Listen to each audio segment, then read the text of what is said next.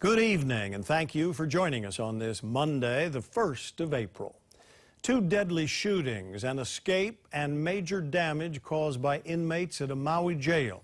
All incidents that are adding to questions about the Public Safety Department and the man leading it. A Senate committee will discuss the future of Director Nolan Espinda later this week. Sarah Madison tells us what lawmakers will be considering. Sarah? Joe, Senator Clarence Nishihara has been collecting evidence and reports for PSD Director Nolan Espinda's confirmation hearing scheduled for this Thursday. He tells me what he's seen so far is dishonesty and insufficiencies from the department. Senator Clarence Nishihara, Public Safety Committee Chair, tells us he's been gathering information following the latest events that placed the Public Safety Department under scrutiny. The most recent was the riot at Maui Community Correctional Center, which officials have been calling a disturbance.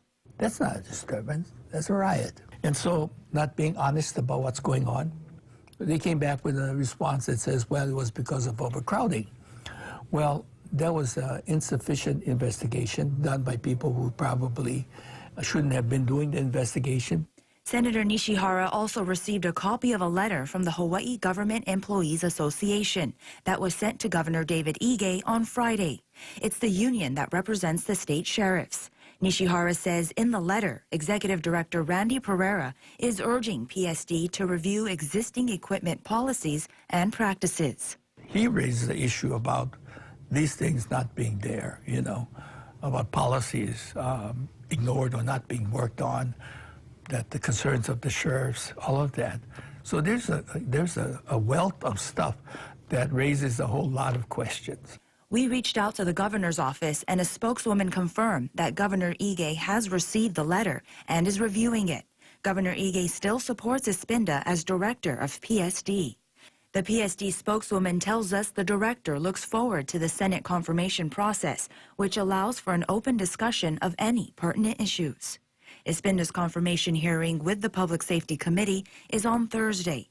After that, the full Senate will vote. I think the committee will try and lay it out, and hopefully that it's enough there that would be persuasive enough to enough of the senators to say no.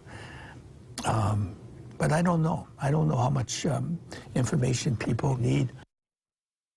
Now, testimony may be submitted 24 hours prior to the start of the hearing. We'll have a link on our website that explains how. Back to you, Joe.